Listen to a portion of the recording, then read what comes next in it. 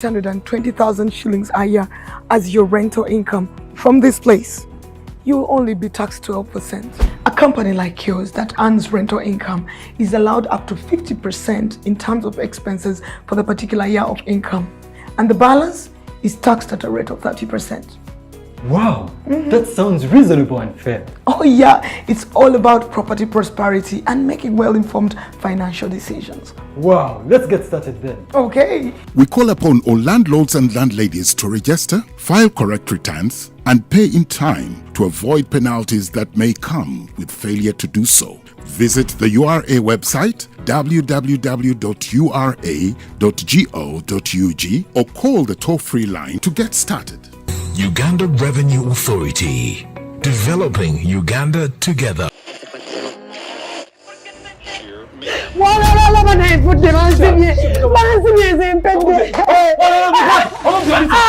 Yankwenu naawe olowooza ababbi b'oku street be banzibye saabo kankubulire natikka ebintu byange okuva China ne bangamba neetaaga tiini namba nze nga sigirina neentuma omuntu omulala abindeetere kati ngenze mu URA baŋŋambye ebintu byange tebiri mu manya gange era si byange mbu sayina tiini namba nze kati nebya tiini namba sibitegeera nfudde obusete neewola bwewole ye tiini namba byebiki bannange sente zange tax identification number oba giyite namba musuubuzi zewandiisa muiwala asasulira emisolo kati ebyo nze njifuna ntya bambikola ntya ebintu babigonza olina ndagamuntu njirina ogenda bugenzi ku website ya URA www.ura.go.ug awo n'olondako e-services then n'ogenda ku tin registration awo nno wote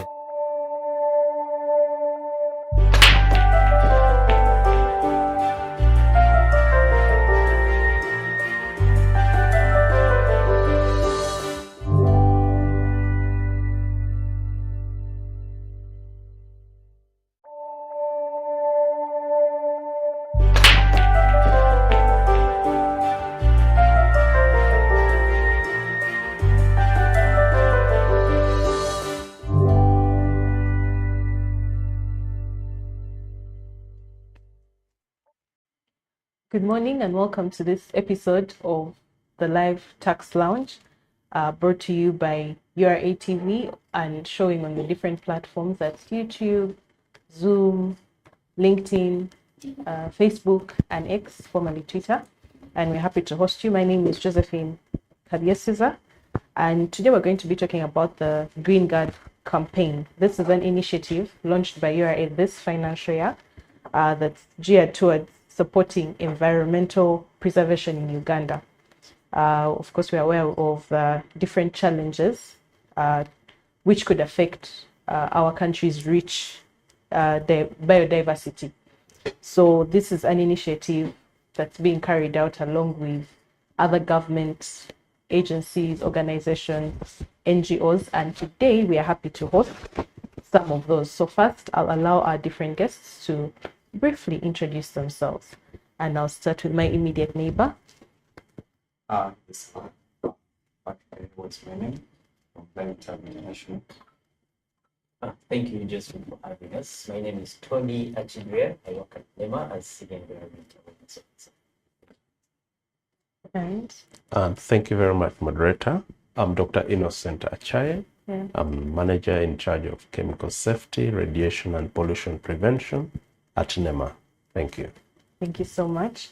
So you can see we have a rich, should I call it, presence with us. The people here have serious titles and doctors, So I guess we're in a safe space or in a great place today.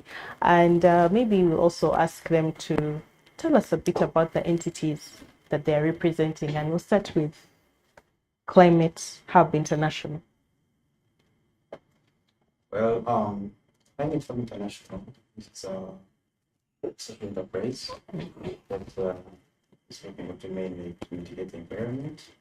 It is aligned under ESG, that is environmental social governance, and well, as a person who is leading the whole system restoration, we are basically looking at all this environment and restoration and system restoration and eco-friendly system products.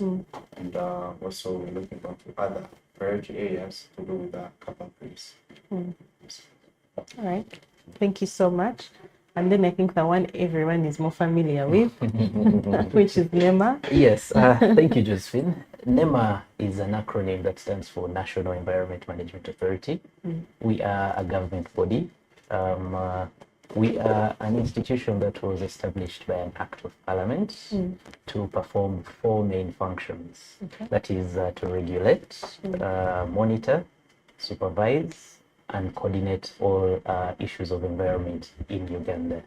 In our work, we work with lead agencies. NEMA is a principal agency on environment. So in our work, we are a principal agency for environment, and then there are lead agencies that deal with the specific components of environment. If very fast I could give an example, the lead agency that is responsible for central forest reserves and trees is the National Forestry Authority. Then the lead agency that is responsible for wildlife and protected areas is Uganda Wildlife Authority, and then the likes of KCCA and other urban councils are responsible for the respective jurisdictions. Now, all these have a component of environment, and then they report to NEMA, which is the principal agency for environment. So NEMA does regulation, monitoring, supervision, and coordination of these lead agencies on the aspects of environment. So in a nutshell, that is what NEMA is.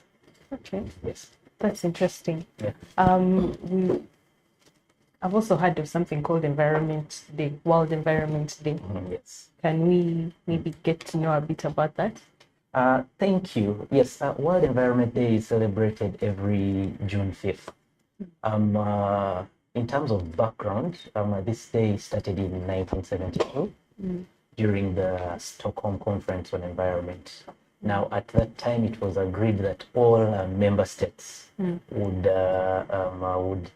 take note of the day and use it as a day to reflect on issues related to environment and sustainable development.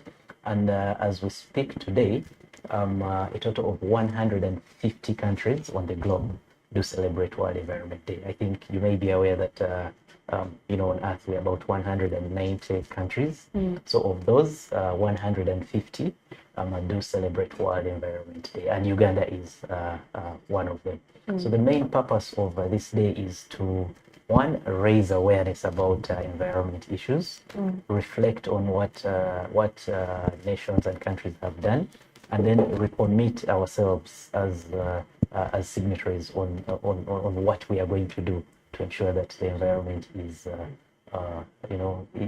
is kept green and it is kept safe for us and for future generations. So this year, World Environment Day is going to be celebrated on a global scale. It's going to be in the Kingdom of Saudi Arabia, under the theme Land Restoration, Desertification, and Drought Resilience. But on the national scale, when you scale it down to Uganda, we have nationalized that theme, and our national theme for World Environment Day is Land Restoration or Climate Resilience. Now, that theme was chosen because of a number of issues. Uganda as a country is not isolated to the effects of climate change because of a number of issues. For example, if I could give very fast statistics, forest cover, for instance, in the country has reduced from pre-independence. In the 1990s, we were at about 53% of forest cover in the country. That number went down to about 24% in the 1990s and went further down to 12.4% in 2017. Now, this is not a trend that we as a country are proud of, but it's not that we are lamenting and lying back. A number of interventions have been done, but they are not enough. For instance, there is a government program for restoration of the environment, 10-year plan, where the intention is to take the forest cover back to the levels of the 1990s. That is to about 20%. And the trends show that we are getting there. There is an increase from 2017 to date of about, give or take, I don't have the exact figure, but of about 2% increase in the forest cover. So the intention is that by 2030, we at least are back to the, the percentages of 20. And we can only achieve this if we have joint efforts with partners, with individuals, and all like-minded people that have a heart for the environment. So basically, World Environment Day is trying to raise awareness, trigger activities that will lead to restoration of our environment, and there are a number of activities that we have planned. As we commemorate World Environment Day, but I think I'll get into those a little later. Thank you for that. Maybe one other thing, how would you explain climate change to an average Ugandan? Thank you very much. Yeah, I know you're a doctor, but imagine you're explaining to a 6-year-old. Well, climate change, I believe we are all conversant with it. When we talk about climate change, we look at the variations in the different weather conditions, temperatures, rainfall, for a locality over a period of time. Yes, so the climate change is specific to location and for a period, usually a long period of time. Okay. You're talking of periods of 20 years, 100 years, and so on. Yeah, okay. So that you can track patterns. Yeah, and see how the weather conditions vary, the rainfall patterns, the temperatures, and so on. Okay. Yeah. So would that include like some of the things you witnessed during the COVID time, during the pandemic time, when everything came to a standstill, and then the water levels rose, and like the water bodies were flooding as if, is that part of it, or that's a short period? Well, climate change is affected by many things. I believe during that period, the human activities were down, the scales had gone down, so nature had started reviving itself. That's why you could see a number of things taking place. Yeah. But basically, it's about nature and how the influence it has on rainfall patterns and temperatures. Okay. Yeah. That's interesting. So maybe back to Climate Hub International. Maybe you can just tell us a bit about like clean cooking and renewable energy. Well, thank you. When you talk about clean cooking, apparently this is one of the ways that we've actually introduced to see how best we can reduce energy. Because when I talk about clean cooking, I'm trying to bring in some solution that is going to reduce cutting down of trees that is actually leading to climate change. Because as my other colleagues say, climate change, but the more the effects that are happening day in, day out are more evident. We have seen rainfalls and seen so many floods. And how can I explain it to these young people and tell them, yes, please, these are the effects of climate change. You have seen the heat waves that are actually applying right now, and you can easily tell them, yes, if you want to improve, please plant a tree. Because this tree, in one or another, it's going to give you so many other benefits out of this. Clean cooking is one of the ways that are going to reduce the catastrophes that we're seeing day in, day out. Well, I may say, if we as Climate Hub are producing briquettes, that we are taking our community and telling them that, yes, please look here, instead of using charcoal, please use these briquettes that are going to help you. Because in one or another, clean cooking is part of waste management. We are trying to reduce the waste that's within our communities and trying to see how best we can reduce, reuse, and make something that can be used by the community for the benefit of reducing cutting.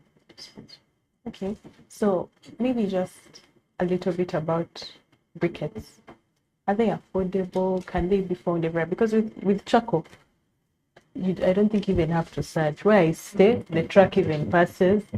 Shortly after the truck, you'll walk a few steps and you'll find, all sorts of nice sized amounts of charcoal. Like a bucket, like a bigger. It's like a sack. It's like a basket. Okay? Briquettes. I don't seem to find them readily available. So maybe you can comment a bit about that.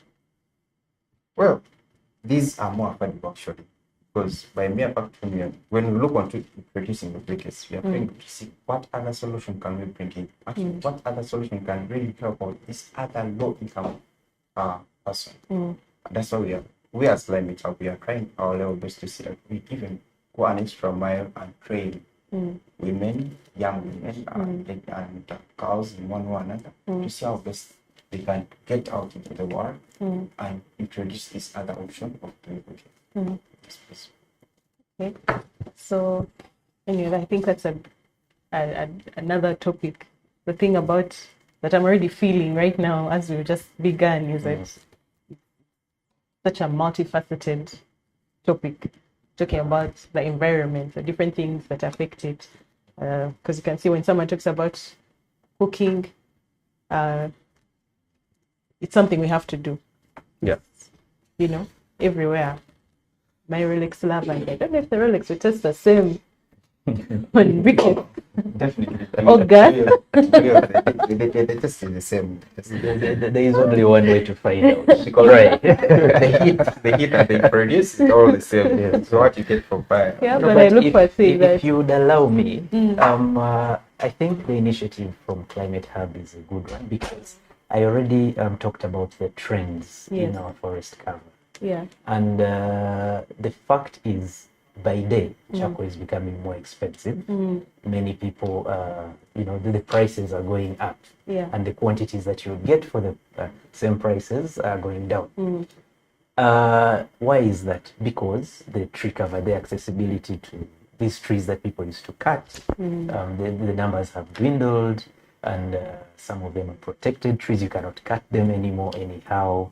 And people are also realizing that when trees get cut, other things in the environment get affected, like biodiversity, the weather patterns, the climate that Dr.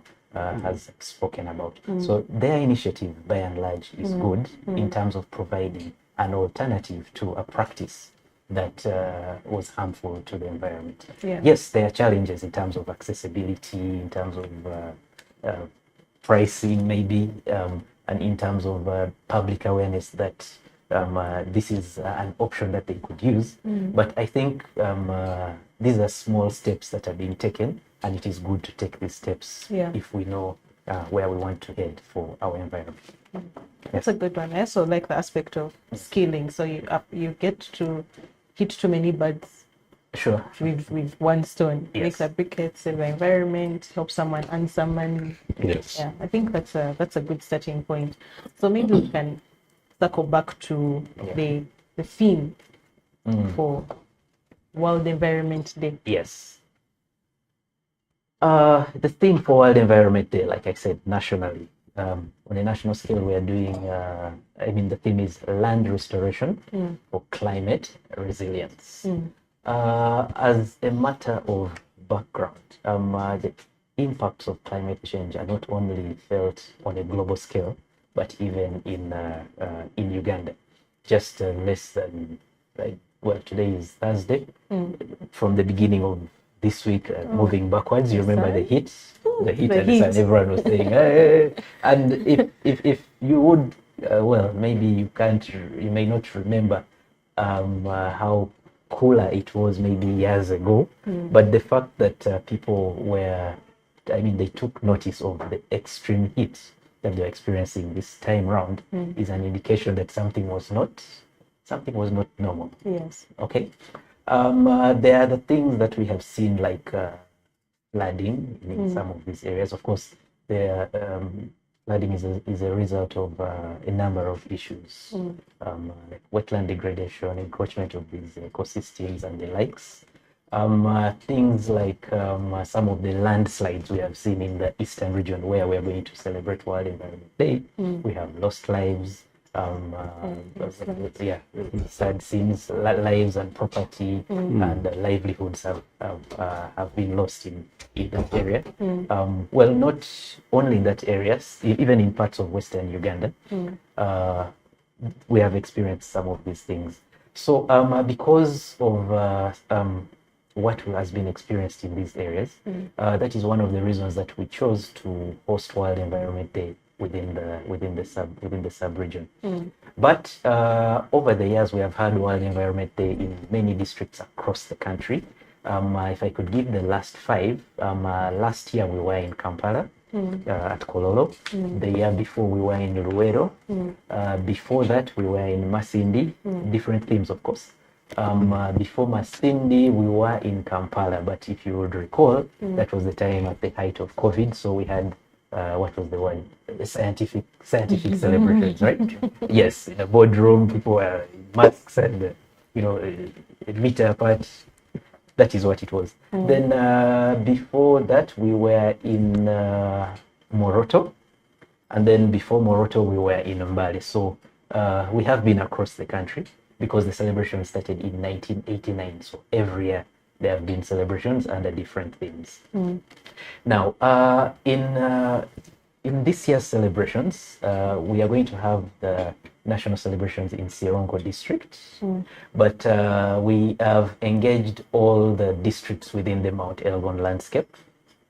Mbale, Manafwa, Kapchora, and the likes, all the districts within the Mountain Elgon landscape have been engaged to come and participate, to showcase what they are doing in the field of environment, and also to encourage practices that would prevent the experiences that the region has had in the past, the floods, the landslides, and more so, this area, the Mountain Elgon area, is a food basket for many parts of of the country. There's a lot of matoke there.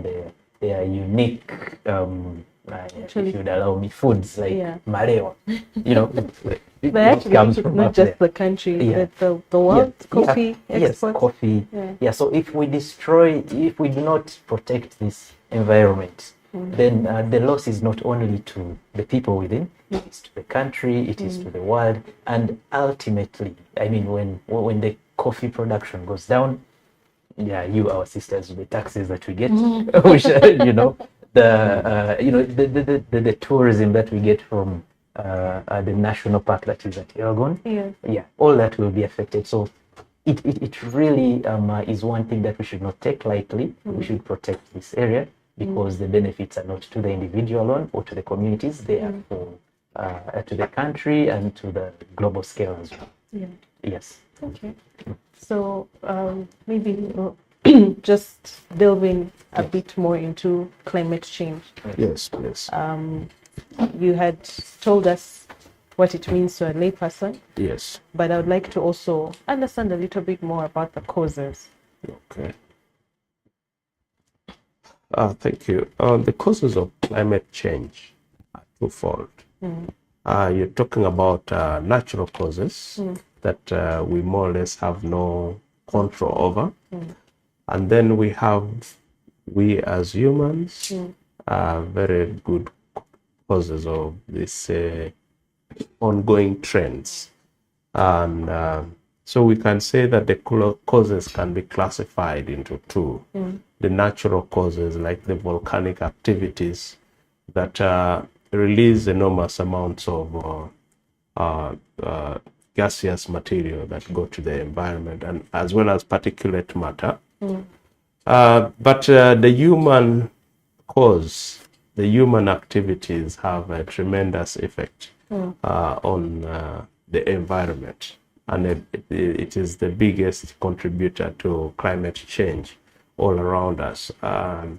Talking about agricultural practices, industrial developments, you're talking about several other activities that we are engaged in. All these activities at the end of the day release what we call the greenhouse gases. And the greenhouse gases, like the CO2, methane, have a very big impact in as far as warming our environment is concerned. And so if we do not curtail the release of these greenhouse gases, with the time our environment is getting warmer, and these have very detrimental effects. So you have the floods coming in, you have the extinction of certain vital species that is all around us. So this will certainly impact the environment.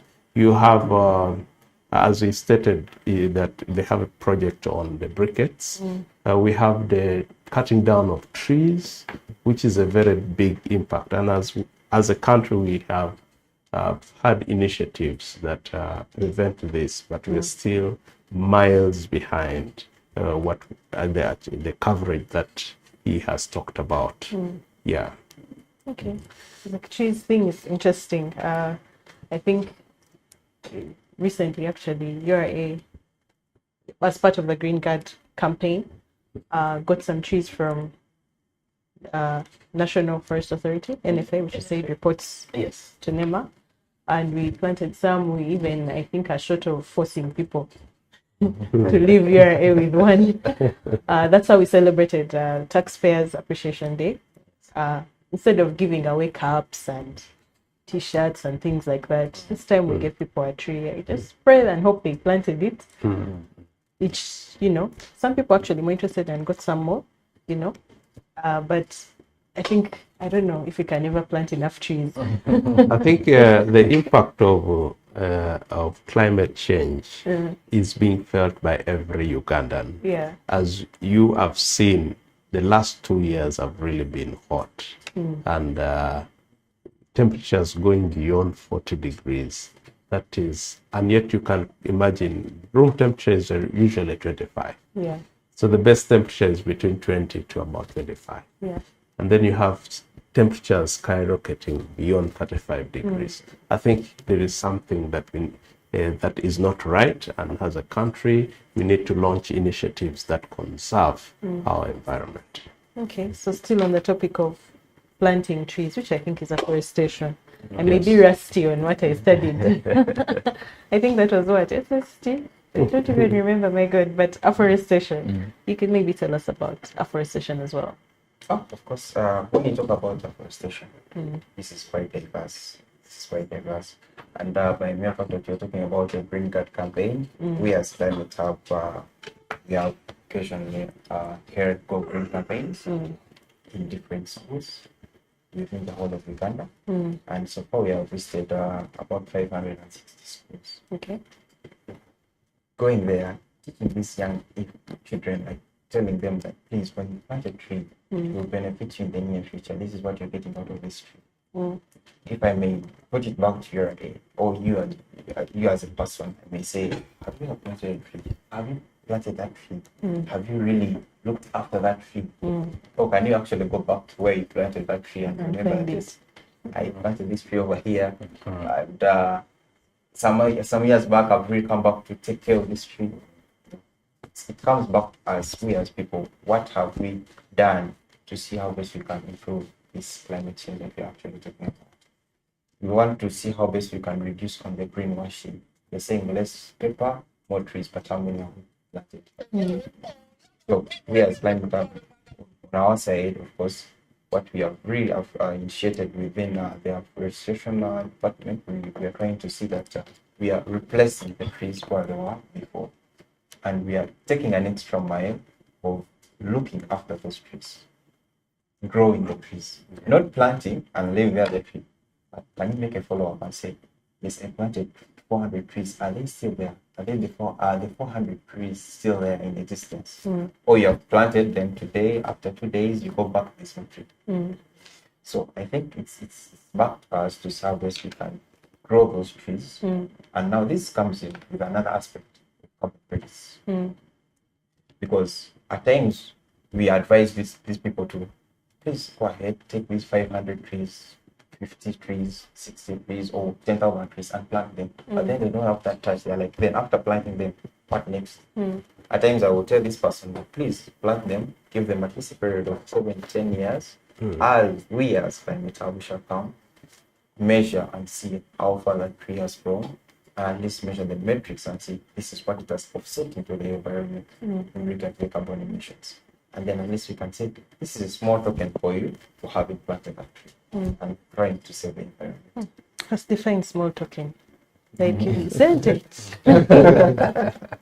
No, of course, when you do the measurements, it will tell you and give you a different metrics of saying, yes, so far he has taken off or maybe has reduced his carbon emissions in the environment.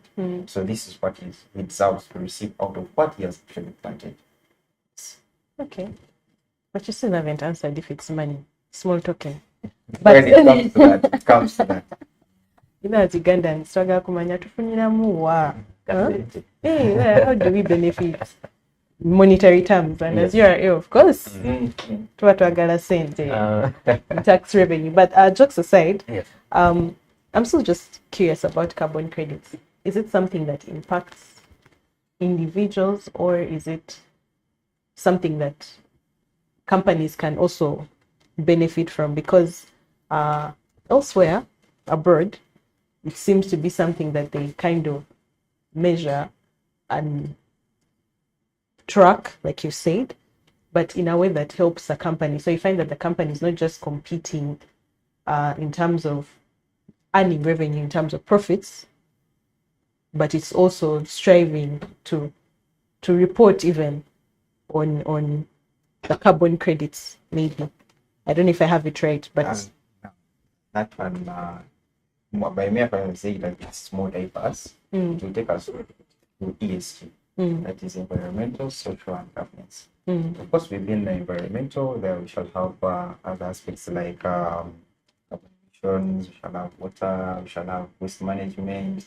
But then it comes back to now, let's say, social or governance. Thereby, the company would benefit by through reporting results, their accountability, to know what they have done and what they have actually reduced in the environment.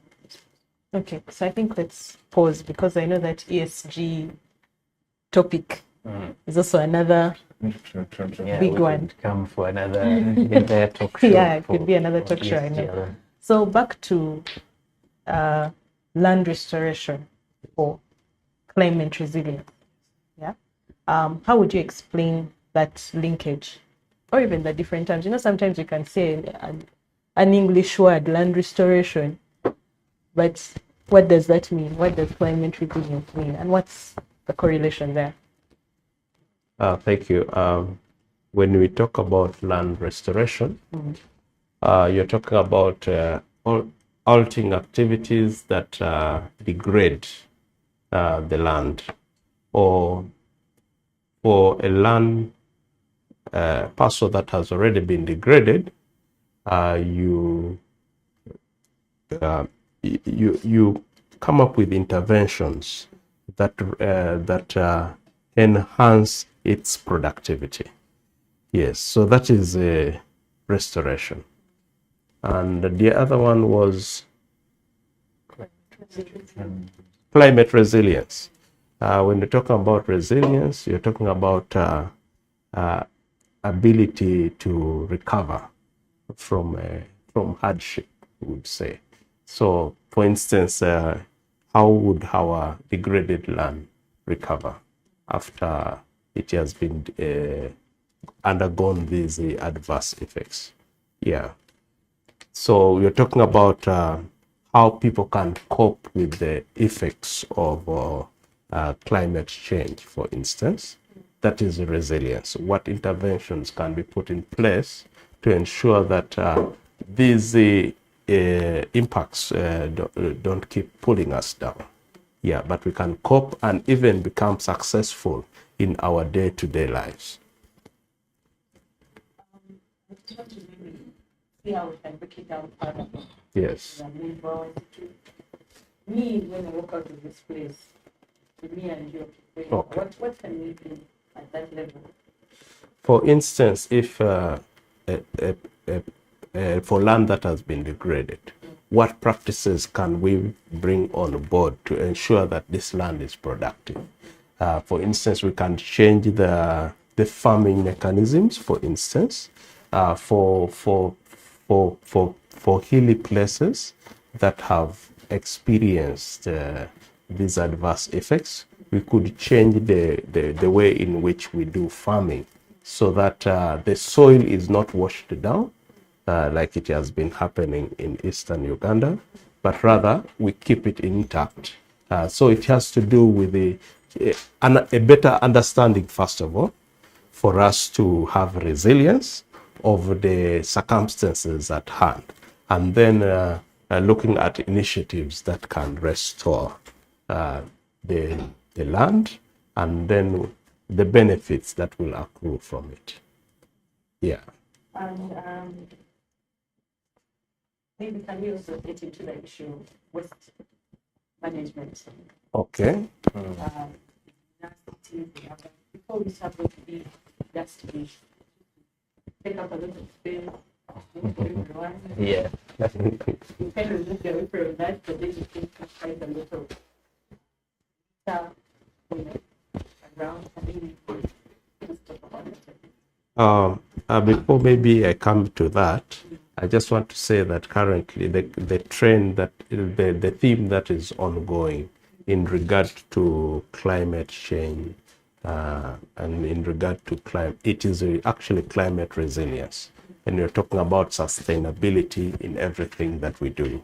So it is very important that we handle aspects of the environment in a sustainable manner.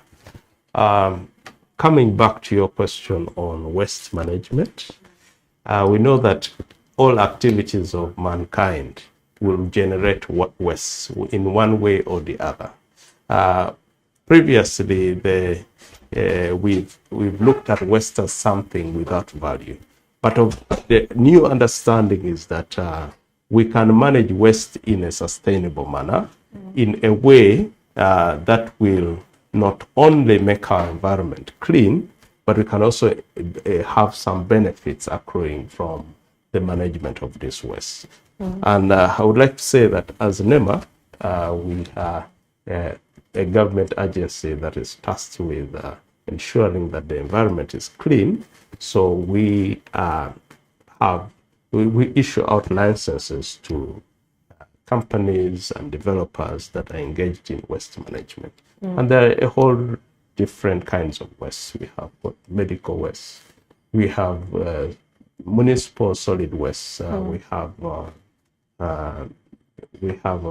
the sewage waste that are handled by several entities, and then we also have waste from the industries, the mining industries, for instance, and the petroleum industry produces a lot of waste, the petrol stations and so on. So we issue all kinds of licenses in regard to the different kinds of waste. Yeah. Okay. I'm wondering if there are any benefits, tax benefits. Of course, first of all, if you are an entity applying for a license to manage waste, you will pay an application fee of 100,000, and the license fee varies. You can pay 800,000 or 1 million. Then we have got also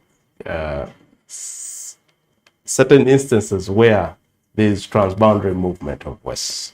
The costs are also there. Yes, we have the National Environment Waste Management Regulations of 2020. If you go towards the back end, you will find all those costs for the waste management included. So the waste can either be transported, stored, or treated, depending on what a company would wish to engage in. Okay. Yeah. Transported, stored, or treated. Treated. Yes. Where does recycling come in? Recycling is a part of the waste management hierarchy, but it depends on the kind of waste. Certain waste, for example, plastics, one of the best ways to manage plastics is to recycle, because you, by and large, cannot destroy plastic. Yeah, plastic takes 1,000 years and over to decompose. So recycling is one of the issues in the waste management hierarchy for certain categories of plastics. But we are moving towards a circular economy, where waste is not looked at as waste, but looked at as one of the raw materials for wealth creation. There's that slogan of waste to wealth. Okay, so what does that mean? Is that what one person or one entity considers waste is actually a raw material that another entity can use for the production of another useful material or item or things like that. And incidentally, my colleague here from Climate Hub, it is possible to use domestic waste to make the briquettes, so that it's not waste that goes to the landfill or wherever, but it is used in a more sustainable way. What that means is that people will stop looking at waste as something useless, and that will help us in having a clean city, a clean domestic environment, clean communities, because the waste will not be disposed of irresponsibly. Instead, it will be put to use for things like briquettes, and if it is plastic, maybe repurposed into other things like arts and crafts. I'm sure you've seen bags made of bags, balls, mats, and things like that. So these plastics are not just thrown and littered in the environment, because the impact of littering these plastics in the environment is actually worse than if it is taken and made good use of. So if I could return to your question of how can you tax, or how can you get some tax of waste, there are very many opportunities. One, my colleague here has talked about the licensing regime. Two, about the new products that can be used from waste. I mean, once these products are certified by UNBS and the likes, that is probably an opportunity for national revenue. And three, there is transportation of waste cross-boundary, out of the country, and things like that, because we may not be able to repurpose certain categories of waste here, but maybe another entity or another country could be able to make use of that. Yeah. Of that. So it's really a dynamic area that needs to be looked at from all angles and perspectives. Yes. Okay, but just also to encourage the viewers. Yes. Certain areas or certain things, like maybe preserving the environment, can actually also attract leniency from the taxman. That's good to hear. Maybe yes. If you're promoting, when they're promoting certain things, now, like let's say in the spirit of maybe import substitution, yes, if people can reuse those things within Uganda, they're at a better advantage than someone who's importing. Also, when they're promoting certain areas, like I've said, like maybe waste management, I'd like to believe those people are not taxed heavily. Yeah, but let me not speak. But yeah, I just want to encourage people that we're not only looking for money, but we can also help each other, because it helps in the grand scheme of developing Uganda together, which is your slogan. Yeah. So it's not that we're always looking for where to get the money from, but if you're also doing something that helps the country, again, the taxman is your friend. Yeah. So now we can maybe try and attack the topic of ESG. I've seen a bit about it on social media, people wondering if it's a fuss or a fad. And the other thing I noted is that those of us who studied business courses, I don't know what doctor studied. Doctor sound. I studied chemical engineering. You can hear difficult things. Also, we're doing the easier courses like business, which only last for 3 years.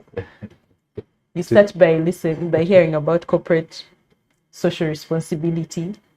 Then we went to what was it? The triple bottom line, I think, where they're not giving back just to the community, but also thinking about the employees, and in addition to reporting about profits, which is what companies usually do.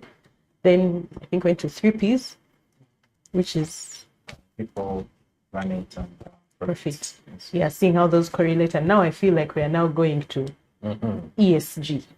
So in that context, please tell us about ESG. Before you had kind of tried to scratch the surface. Now I don't think you can finish it, but you enlighten us a bit. Give us a starting point for us to go and now Google and learn some more. Of course, when you talk about ESG, these are the secretariat or the standard companies' operations that other social entities or maybe other investors are more critical about to know how best they can make an investment in that company.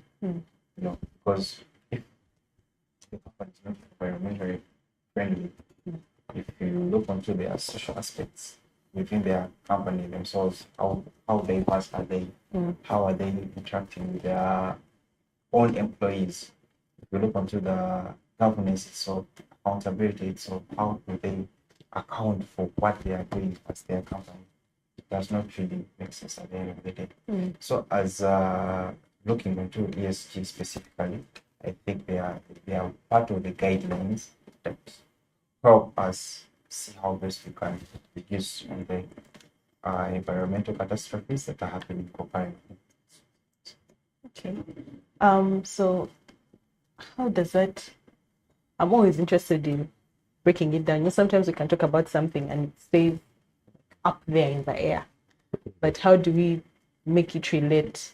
I know that URA may not be URA or NEMA being government agencies may not fall in some of these categories. Nonetheless, we still try to adapt or to report in a way. But to those who are viewing us, our dear taxpayers, as they pay taxes and all that, what other tips can you give them in regard to ESG, maybe to adopting it, or how it can help them in their aim of maybe making profits? Well, I may say this will help them in one or another to see or maybe work on their risk management, their performance evaluation, especially paying the taxes. To also help in training and growth in their businesses. Because now, with the social aspect, there's transparency. There's need for transparency to see that now, if here I'm getting to go to my other customers, I'm going to actually evaluate and get taxes from, is there any transparency? Or there's a little bit of confusion here and there. So we, let me say, on the aspect of Climate Hub International, may come to your company and train and help you learn how best you can run these ESG aspects and get more credibility and see how best you can be accountable to the environment aspect. Okay, that's a good one. Personally, I actually realized that as a consumer or customer, sometimes when I see that something is recycled, I am more likely to get it or to buy it in my humble or little means of trying to help the economy. At least I know a certain hair product company in Uganda where you can take your bottle just to refill as opposed to buying. So I think if we start small, like we said, whether with the briquettes or with such things, eventually it will become part of us. And maybe the generation that we're raising or that's coming after will find a better space. So maybe back to, there's some questions that have come in, but let's maybe just finish a few questions that we had planned to discuss, and then we can address the questions. But viewers, please keep the questions coming in the different platforms and we'll be able to ask. But for now, about the celebrations, sometimes when they say that we are celebrating as a nation, the things seem far off. Tell us about the activities. I may not be able to travel to Sri Lanka, but what else can I also do? Yeah, thank you, Josephine. Well, the activities are in Sironko. That is the national, the national commemoration. But we encourage everyone, all Ugandans, to do something within their environment, in commemoration of this day. If, for example, you are not able to travel to Sironko, that does not mean you should not plant a tree within your compound. For example. So the objectives of World Environment Day are to raise awareness, inspire stakeholders, showcase our efforts as a country, and also promote partnerships. So from that alone, that is an indication that it is an all-encompassing activity. So everyone is welcome to get involved. And these are the activities that we are having. We are having restoration, in the Elgon region and then outside the Elgon region. Last year we were in Mavida, much nearer to Kampala, and a number of stakeholders came with us to help us in the restoration exercise. And the same call is what we're putting out there. If you can't come with us to Sironko for the national celebrations, you can do something within your environment, within your community, do something that is good for the environment. We are also going to have a cleanup in Sironko, but that does not mean that we shall only keep Sironko clean. If within your community there is a garbage heap, within your let's say in your home there is an area that is not clean,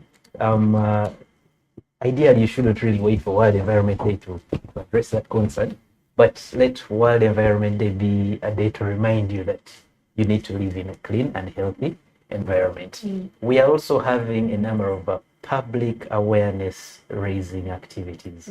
We're going to have public talks. We're going to engage institutions of learning, that is schools at primary, secondary, and tertiary level. We're going to engage with partners first within the landscape and also in Kampala. As a matter of fact, we already had the first 2 national organizing committee meetings within the city here. We have also had engagements at the district. So these activities won't help us organize the day, and then also to raise awareness about World Environment Day. And then that is not all. You said there's some people who cannot really come to Sironko. We understand that, and one of the ways in which we plan to publicize this activity is through the media. We're going to have media engagements, talk shows, news, information in newspapers and the likes, magazines. And aside from that, on the day itself, on June 5th itself, we plan to have live coverage. Okay, so if you can't make it to Sironko, you can watch the proceedings or online on national TV and a number of other channels. But the fact that you'll be able to watch should not be an end in itself. You should do something for the environment within your community. We are going to have awards for individuals, institutions, and entities that have performed well in the environment. People have done something unique. And so we need to recognize these people for the good they have done for the environment. So that is one of the activities. And therefore, a call will be put out for nominations that will come at a later stage. That is one way in which the rest of the public is going to get involved. And then we are going to produce a number of IEC materials, information, education, and communication materials, not only in English, but in several local languages, so that the information gets out there. Everyone knows what is happening. Everyone knows what is supposed to do. Everyone knows the trends that the environment in Uganda has been facing, the good, the bad, and what they can do, so that the information is out there in the public, and everyone gets involved. If at least you don't get involved, at least you know that the situation is it might not be the best in certain aspects. And I think having that information out there will trigger people to at least take action. If you are sane, really, you'll feel guilty or about not doing anything about it. And finally, we are going to have exhibitions on that day itself. There's going to be an exhibition. The exhibition is tailored towards showcasing entities, individuals, companies that have done something good for the environment. I mean, are you into recycling? Do you have a technology that is energy saving? Are you, for example, into waste management technologies? Are you into environment education? Are you into publicizing things about the environment? So there is going to be space for different people to exhibit what they are doing that is good for the environment. So there is a whole plethora of things that and avenues through which Ugandans and everyone can get involved in World Environment Day. Okay. Thank you. Actually, we like winning these things. So are we eligible? You like hitting our targets, you like winning, so just let us know if you're eligible. We shall evaluate the Greenguard Campaign. Okay, because we have April, yes. May, yes. 2 months. 2 months. It's done. We are eligible. We're going to win this. But that aside, I just wanted to also, something else came up in my mind that about these topics, something to do with carbon literacy. Can you enlighten us about that? Well, when we talk about carbon literacy, it's more of an awareness of carbon costs and impacts of everyday activities and ability to motivate, maybe to reduce emissions. These are based on communities, individuals, and organizations, basically. And of course, apparently, this carbon literacy is UK based. As Climate Hub International, we certify you, and this is actually done within 2 days. Now we are actually recruiting, that is 20th and 21st May. You will sit for your papers and they will be sent to you, get marked, and you're given back the results. And this certification helps you. Actually, it's global, because if you have, it's like the way you have your degree, it's like the way you have any other master with you. Once you present this carbon literacy certification, it helps you in one or another to actually know about the environment, you know about the emissions that you are actually doing here and there. You know what you have offset from your, if you have a car, if you have maybe any other electric gadgets, to tell you, maybe to train you to show from this, you're offsetting this. So what solutions can you give in to reduce the carbon emissions? So that's what it's more about carbon literacy. Yes. So is it like a course, like definitely, yeah, there are costs involved. Are they manageable or Definitely they are manageable, and we call on your team. They hold all the past all other teams, NEMRITS or any other organization. They really need to be carbon literate. Okay, yes. That's a very interesting one. Like I think I know I'm here to host for other people to be enlightened, but I think I'm learning the most. I don't know about the guests today. They say learning never stops. So. True. So let's get into the questions, some of the questions that we've received. Yes. There's an anonymous attendee who's saying that their request to the panelists is to campaign for the ban of the production of polythene bags. Let us learn from our neighbors and save our country.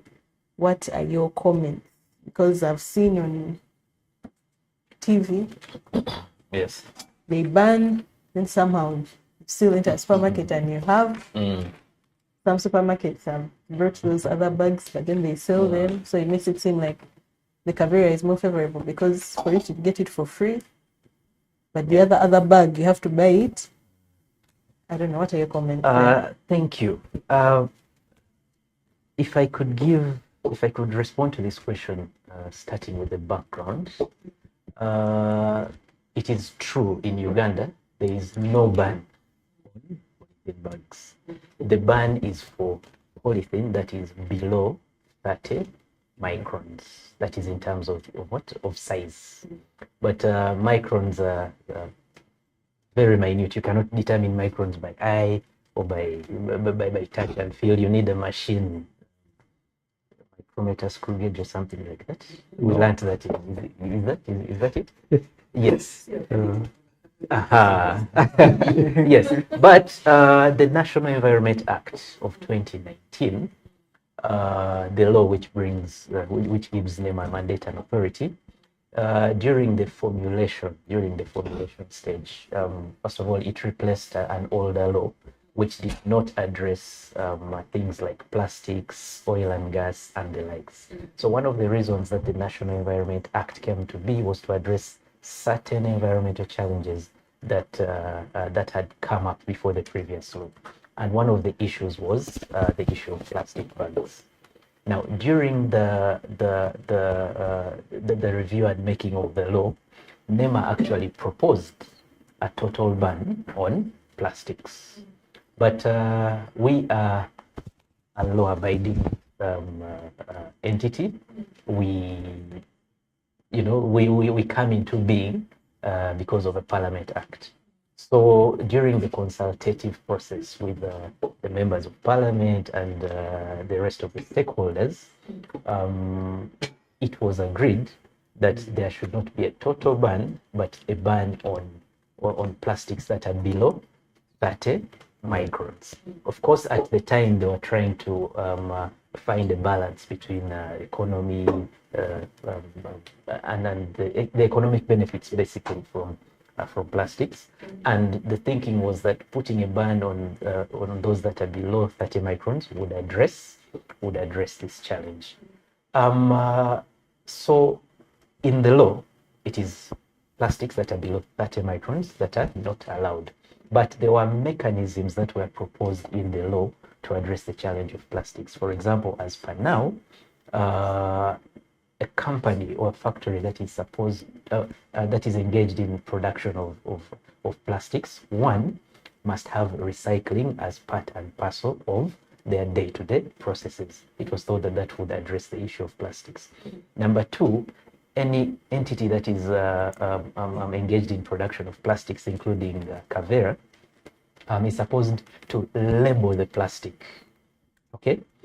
The reason, the thinking behind this was that in case a company X, in case your plastic product is found in the environment, it is you, company X, to remove it from the environment. That is why you have to label, to label your plastic, your plastic product, so that we don't have plastic products in the environment that are anonymous, if I could use that word. And number three, aside from labeling, any company or entity that is engaged in production of plastic or plastic products is supposed to have a mechanism of removing plastics from the environment. The mechanism can either be in that company itself or through acquiring the services of a licensed waste handler to remove the plastics from the environment. So at the time, it was envisioned that these three would help to address the issues related to plastic pollution, Cavera basically. But over the years, it is evident that there is a challenge. Okay, one, it is not possible to identify these plastics by the Cavera, especially, but by by the naked eye or by hand to know that it is 30 microns and then this is below and things like that. So because of that realization, there is a plan within the powers that be to review this particular bit of the legislation and see how best the issue of plastics can be handled, including the possibility of banning totally. And this is because it has been it has been experienced, it has been seen that the limits that were put there are not working to as expected. Yes, so that is the issue on polygons. Maybe my question there would be, what is being done to, because I think the issue comes with balancing different stakeholder interests. Yes. We want to preserve the environment, but then the fact is, the different factories or in the different places or in our daily lives, we still use these things. I just use one example, which is supermarkets, when they're carrying things. But then in the supermarket, the very things you buy, bread, is best kept. Seems to be best kept in the Kavera than in the paper bag. If I could answer you, the National Environment Act also lists categories of plastics that are acceptable, and bread is one of those. And for example, things like milk packaging, and then plastics for medical use, and the likes. They are also allowed. But the detailed list is there in the National Environment Act, and I encourage all Ugandans to download that document. But yes, the challenge of plastics is there, and what we are doing, one, we encourage alternatives. For example, the idea or the thinking that these factories that produce single-use plastics or Kaveras can only produce them is wrong, because it is the same system that can be used to produce other useful plastics, like let's say basins, the harder plastics, the chairs, and the likes. So arguing that we can only produce single-use plastics and then we shall get out of business does not hold a lot of water, because the same technology can be used to produce other useful plastics that are acceptable and that are above the 30 microns. Number two, in terms of reaching out to people, in terms of public education, we have had campaigns to have, I don't want to call it self-regulation, but individual responsibility, where you take it upon yourself not to accept a plastic bag because you know you're going to dispose it off in the environment, and eventually it is going to affect the environment, and it will be hundreds of people that are affected. So we educate people about the dangers of these plastics, and in doing so we encourage them to opt for alternatives. These alternatives are available in terms of things like woven bags, in terms of things like paper bags, the harder paper bags that can be reused, in terms of things like cloth bags made out of cloth, and then things like planning your shopping in advance. I'm going to buy A, B, C, D. Maybe I will need a container to carry my items. If we have that kind of conscience, then these single-use plastics will not actually, the reason they are in the economy and in the environment is because we take them. The moment we stop using them, I mean, it has to be a demand. It is a demand-driven product. Yeah. The moment we stop using them, these producers of single-use plastic bags will rethink, because, like I said earlier, the same machinery can be used to produce other plastic products. Yes. So there's another one still to remember. Please prioritize noise pollution campaigns or penalties, among others. Today we've talked about waste management, we've talked about climate change, yeah, but also noise pollution. People are getting headaches, they're not sleeping, yes. Mental health, what? Huh? What do you have to say about that one? Well, thank you. We have initiatives in place to curb that. Recently, we had a training of new officers, environmental inspectors, that took place in Jinja, and we hope that in the subsequent days we shall have these gazetted as environmental inspectors, and these will be very much engaged in aspects to do with regulating noise pollution in the country. We are doing our level best, but we also urge the public to cooperate with us, because it's funny that the same people who raise these concerns are part and parcel of us. The people who raise the concerns are the ones who are also making the noise for us. So we need to balance the equation. Much as you want NEMA to do the role, but also let us take it as it is a a collective concern that should be from both the public and as well as the institutions that have been set up in this regard, NEMA. Yes. So we need a two-way system where we can work together with the public to ensure that the noise levels are down for our own good. If you would allow me to compliment my colleague here, still on noise pollution, the setup of management of noise, the regulation actually lies with the respective local governments where the noise is being made. Why? Because the licenses for the entities that make noise are issued by by the respective local governments. So if you look at it from an entirely legal perspective, it is the local government supposed to regulate, but we cannot run away from it because we are a principal agency, and like I said at the beginning of this talk show, we prevail over them. Yeah, but the issue of noise is one, the regulations are available, but it many times comes down to an issue of planning. What is it called? I forget the word. The word. The word has skipped my mind. Planning of the communities.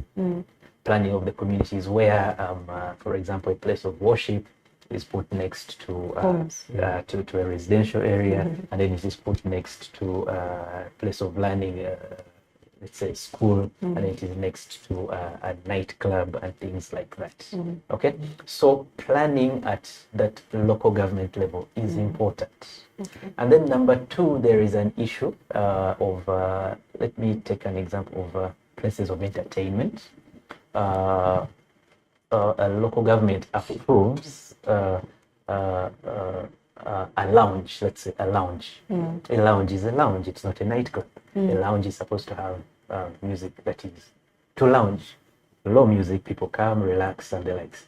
So after getting the approval for a lounge, they play music that is at the levels of a discotheque, of a nightclub. So then the neighbors start complaining and things like that. But then in terms of enforcement, NEMA has done very many interventions, but there is still more to be done. For example, I don't know how many bars along, let's say, Acacia Avenue alone. But you're going to mention another street. No, that is what. For example, I don't know how many are there, but then there is also a number of residential areas in the same neighborhood. Yeah. Now, by the time you address all the the noise from that side, there is also another complaint coming from, let's say, Makindi. There is also another line of places of entertainment. Then there is a complaint coming from Ntinda and Chireka and Ruvaga and wherever across the country, Lira, Jinja, everywhere. So NEMA cannot be everywhere, and it is one of the reasons that management of issues such as noise were decentralized. Actually, environment management is a decentralized function, and issues such as noise are supposed to be managed by the area local governments. Of course, there are challenges, and that is why these complaints keep coming. But we are taking baby steps. For example, this financial year, that is 2020, July, starting from July, we have recruited what is known as the Environment Protection Force under NEMA.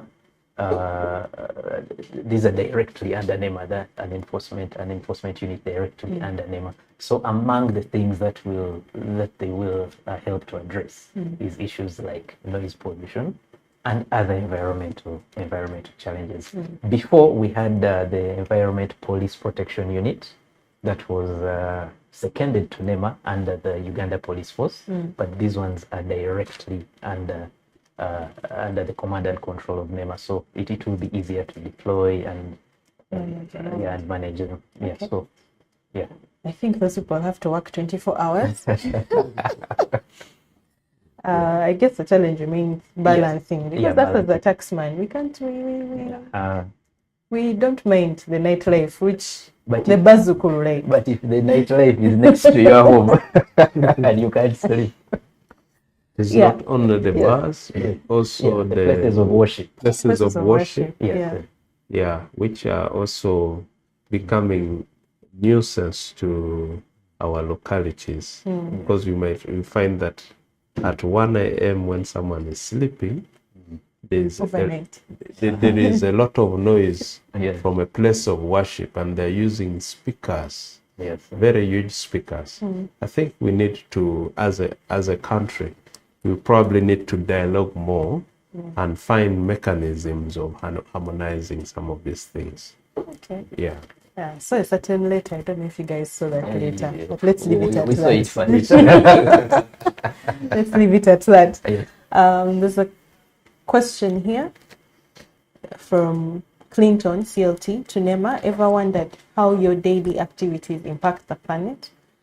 Welcome to the world of carbon footprint, a crucial measure for our environmental impact.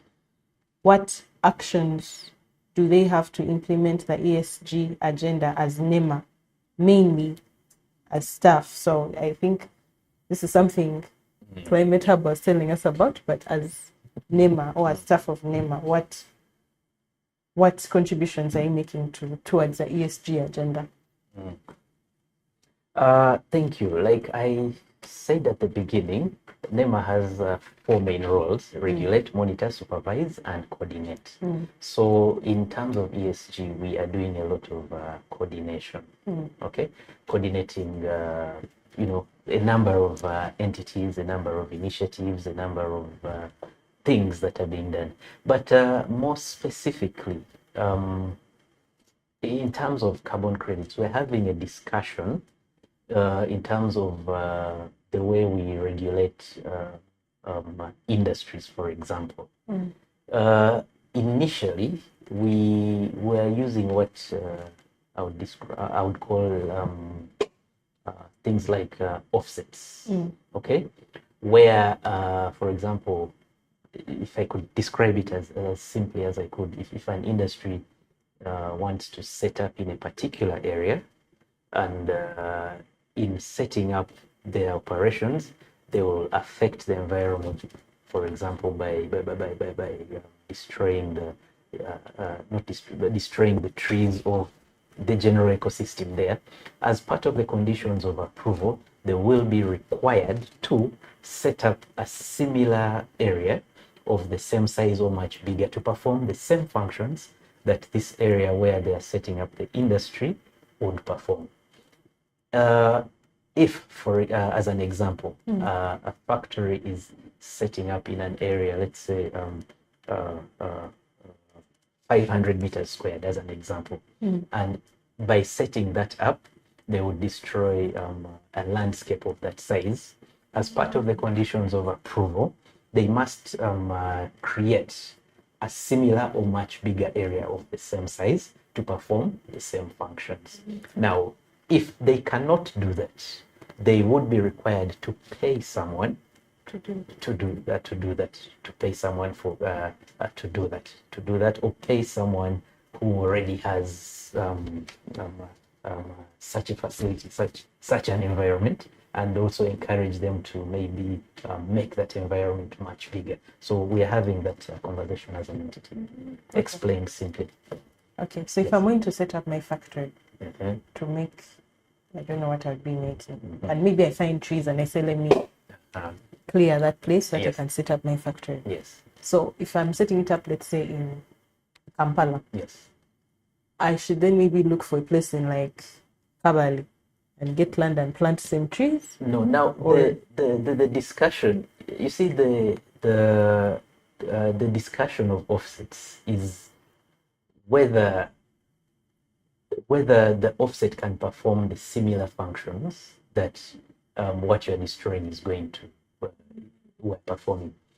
The trees you plant in cover, they might not perform the same functions, ecological functions, as where they were in Kampala because of, for example, the orientation of the land, the other biodiversity that thrives within the environment in Kampala. So probably you may be encouraged to set up something similar. For example, if you're in Kampala, maybe within Wakiso, as an example. Okay, but you don't set up a factory in Kampala and then you go and offset in New Delhi. then make a lot of sense. Okay. Yes. All right. So I guess we've answered that one. Yes. Then there is another one that thank you for the presentation. The question here is, why do investors continue to encroach on wetlands and other vital natural resources? Okay, thank you. As a matter of fact, the issue of wetlands is a hot topic, if I could say that. Okay. Why? Because of the way environment has been managed in Uganda. The National Environment Act that gives us mandate came into being in 1995. Okay, but before 1995, land existed and people got land titles. Okay, so when someone has a land title, what you can do is regulate how they, even if it is in a critical ecosystem, you regulate how they utilize their land. So the government position is that for titles that were acquired after 1995, when the law came into being, is that those titles are going to be cancelled because they were acquired illegally. But for those that were acquired before 1995, even if they're in critical ecosystems, there are two options. One is for government to retake that land, and they are compensated. And then two, where that is not possible, the use has to be regulated within the frameworks of the law. Okay. So now back to the issue of investors. There are those that are set up in areas that whose land titles were acquired earlier. Okay, those we have to regulate their use, and then we have because of that we have tools that we use, tools like environment and social impact assessment, where we study the area and come up with proposals and give direction on how they can utilize that particular area and minimize the impacts. Okay. In certain areas where you've stopped where we have stopped the development, they are compensated. So it is twofold. However, as an institution, NEMA, effective September 2nd, 2021, we stopped issuing the permission or approvals for all projects within wetlands. So since 2021, September 2nd, we have not issued any approval. Those that you see coming up after September 2nd either got approvals before, or they got approvals before. And what we are doing for those is that we are undertaking an audit of all the activities to see whether or not they are complying with the conditions in the environment and social impact assessments. And then those that are not complying, we have mechanisms through which we bring them to book, either in court or fines and the likes. And the only approvals we have given in such critical ecosystems are those government projects that are allowed by law, things like roads, bridges, communication lines, and the likes. Yeah. So, but those that do so without approval, the law takes it. The law takes its course. Okay. I guess that one has been answered. I just had another question, maybe. As you keep talking, it's evident that, like you had said, environmental matters are decentralized. Yes. You also talked about farming somewhere, and also some of the things that happen in farming help with the afforestation that we've talked about. How are you partnering with all the different entities? Are there any steps that are being taken in terms of stakeholder relations as an aspect of helping with the environment? See, you talked about NFA, that's for the forest. You talked about UA for wildlife. But what about, let's say, I don't know what handles again, Ministry of Agriculture, maybe, the wetlands, Ministry of Water, I think. How are you, or what steps have been taken to get all these hands on deck to try and address these issues? I will answer that question to give you the administrative perspective that we have taken. You may be aware that NEMA undertook a restructuring exercise that commenced on 1st July 2023. And in the new structure of NEMA, we have a unit that is solely responsible for lead agency coordination. So the lead agency coordination unit deals with matters that require interaction with these lead agencies. As a matter of fact, there are those officers responsible for local governments, there are those responsible for the private sector, there are those responsible for NGOs and the likes. So administratively, we have set up a unit whose primary role is to reach out to these lead agencies. But we have had a lot of engagements with them. For example, when we cannot approve a project without getting comments from the respective lead agency that is either directly in charge of that particular natural resource, or the lead agency where that natural resource is located. For example, if there is a project in Mukono, for example, that is going to affect, let's say, a Central Forest Reserve in Mukono, we cannot approve that project without getting the comments from Mukono Municipality or Mukono District Local Government, as well as without getting comments from the National Forestry Authority if this project is affecting a forest. So in terms of how we are addressing this, one, administratively we have set up a unit, but then also we do not give approvals without getting comments or consulting the respective lead agencies. Yeah, and that is by law. You cannot approve if the area local government has not given their comments, unless of course they have not given the feedback within the stipulated time frame. Yes. Okay. Yeah. Another one is about how to raise the younger generation to be more, should I say, aware, but also more proactive in terms of, because I remember in school we studied these things and then you are punished for littering. But what more can be done? And maybe here I'll also get some comments from our Climate Hub representative before we go to Neymar. Okay. Yeah. Thank you. Now, when you talk, actually, I would like to appreciate the Ministry of Education for the sake of this new curriculum. The few schools that we have so far visited, you actually see that there is an entity of ESG, like the students have really learned the impacts of climate change. So they have learned how to initiate this.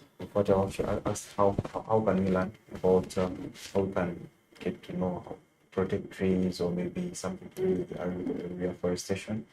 We have come to learn that the new curriculum that they have actually produced creates more awareness. Creates more awareness, and these students are actually getting to grow and to understand more of what is happening in the environment.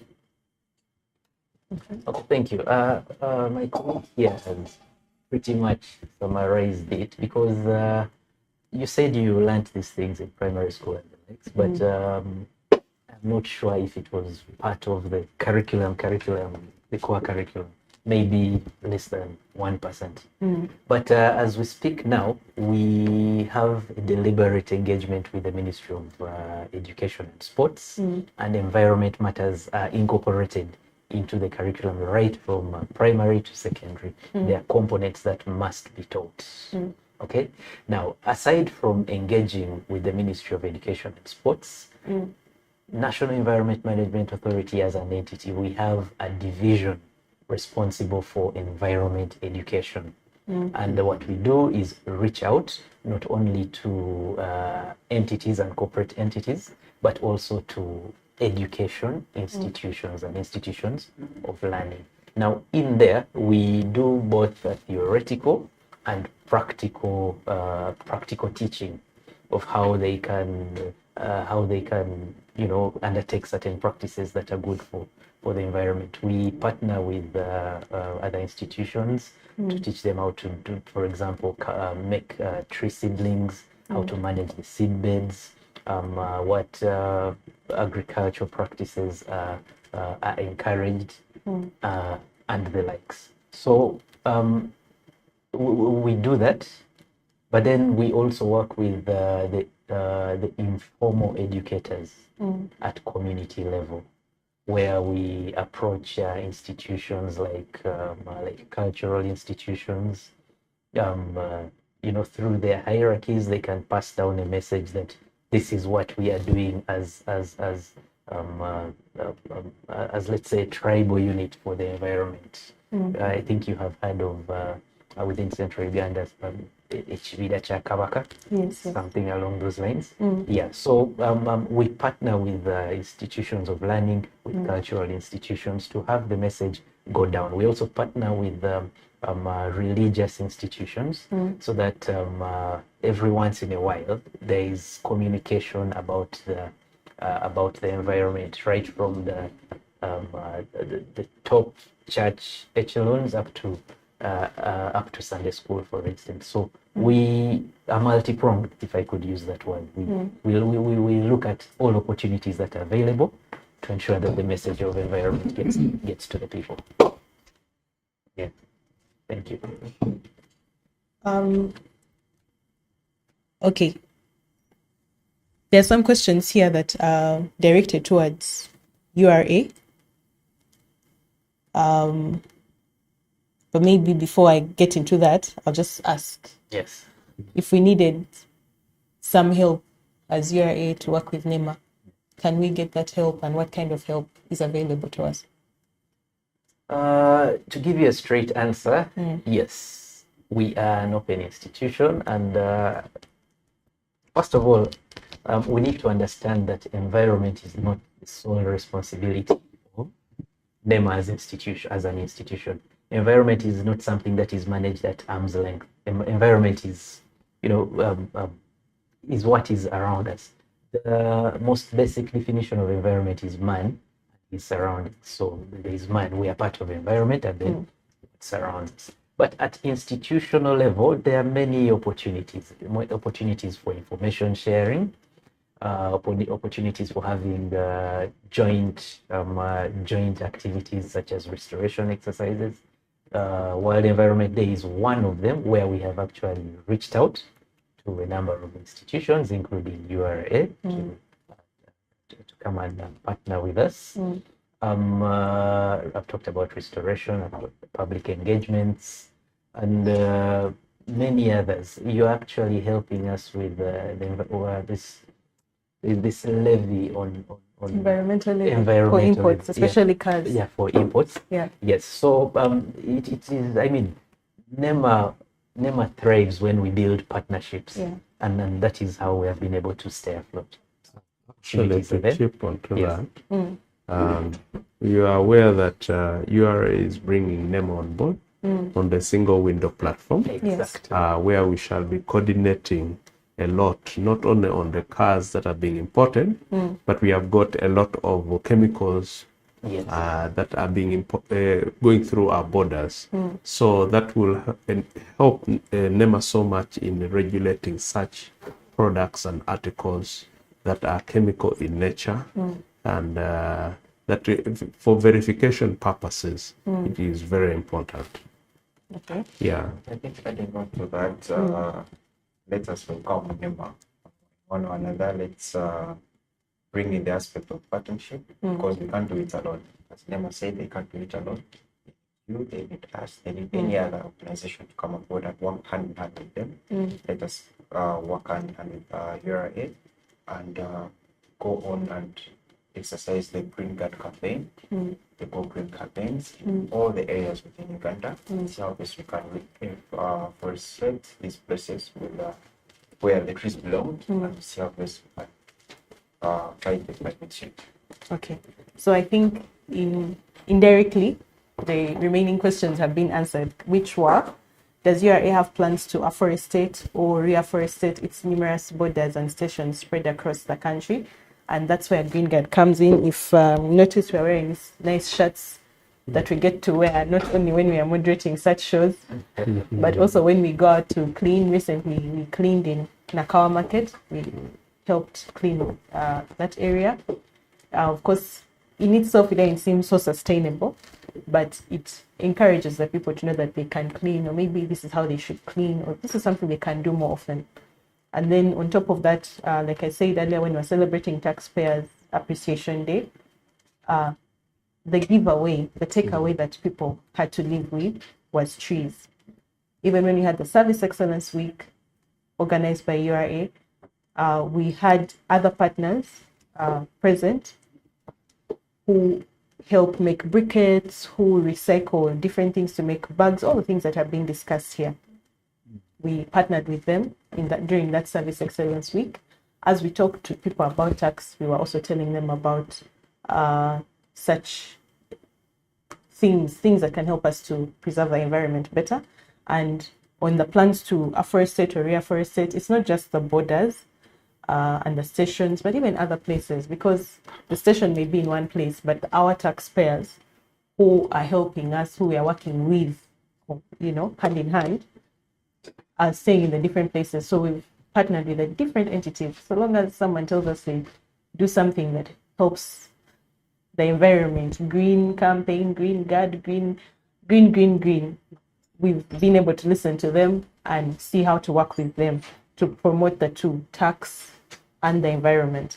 And the last question was not so clear, which is, does URA have a plan to tap the potential of climate experts in its books?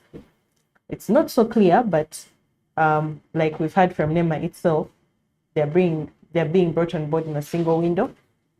And it's not just even different chemicals that come in, but I know even things to do with like atomic energy, that all these other things that we may not even be aware of, but that are happening around us. We all work together. The way we work with UNDS, we're also working with NEMA. But I guess, like we've learned here, that you keep learning and relearning. So we'll continue exploring all the different ways that environmental or climate experts can be incorporated in our tax matters in a way maybe that can help us. If it brings a reduction, if you do your tree planting, you never know if it's too much. The taxman might say, "But you get this discount or this credit." But jokes aside, let's wrap up. We could talk about environment all day. There's so many things. I don't even think we've scratched the surface properly. But this is a starting point, and so maybe we'll get into the closing remarks. Any final remarks? We can start with Doctor. Thank you. I think I need to emphasize that the issue of waste management is a very big thing. As you are aware, the country would like to build a nuclear facility in the near future. So we have we are bringing on board a new type of waste. We shall be having spent radioactive waste that need to be handled properly. So the aspect of waste management is still key, because Now, radioactive waste will pose a whole different type of challenge from the waste that we are handling now.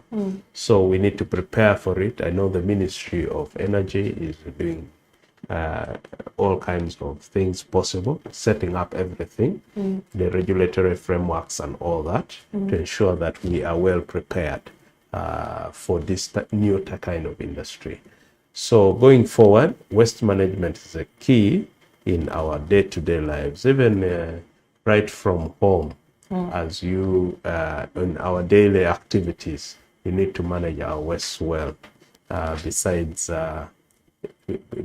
looking outside from a neighbor. Yeah, so as a NEMA, we shall always be there to ensure that our environment is well protected, so that we have a clean environment that works for us. Okay. Thank you. Just before we move to Tony, the other question that has just come in is, what triggers the climate changes? I know you had spoken about it earlier, but maybe if you could briefly address it for the person.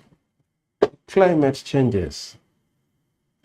We talked about the human activities, and the human activities have big impacts in generating the greenhouse gases that lead to the greenhouse effect, the warming of our planet.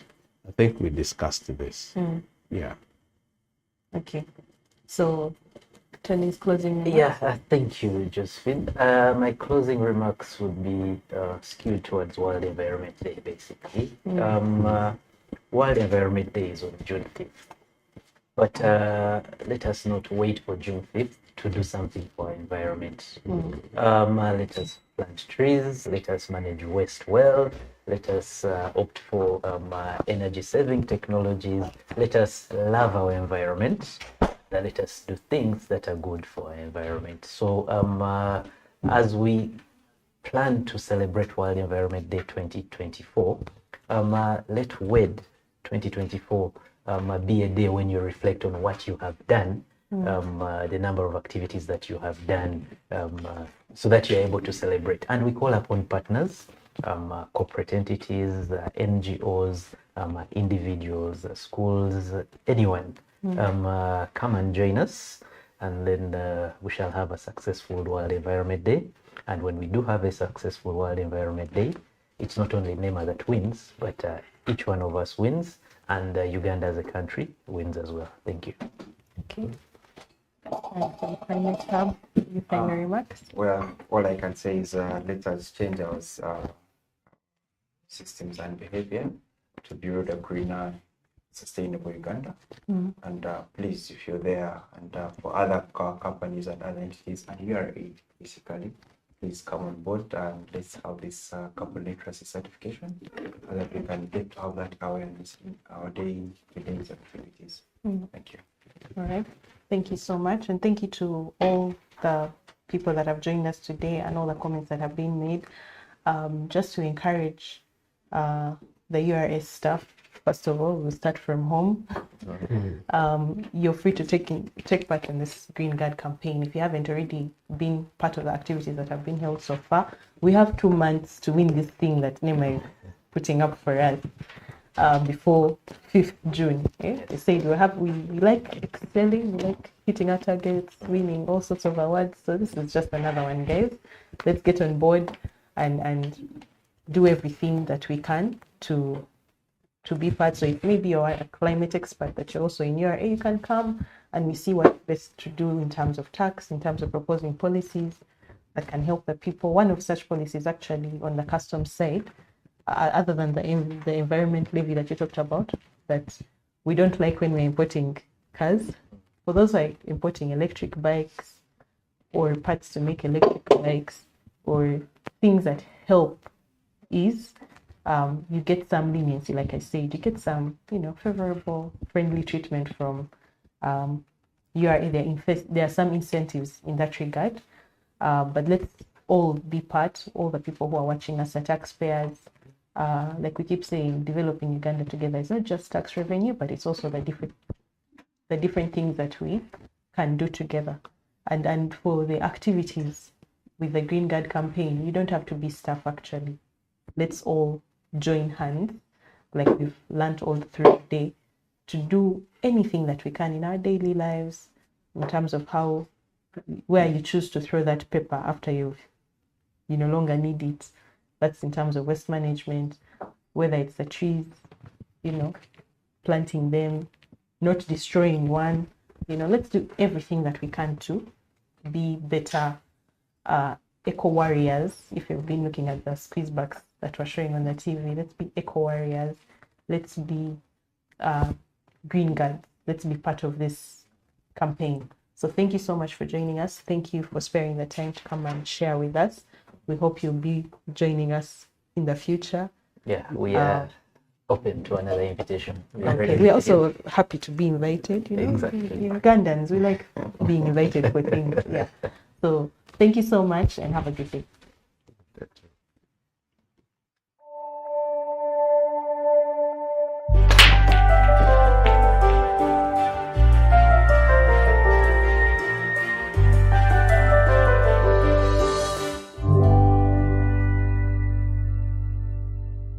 Uganda Revenue Authority, developing Uganda together.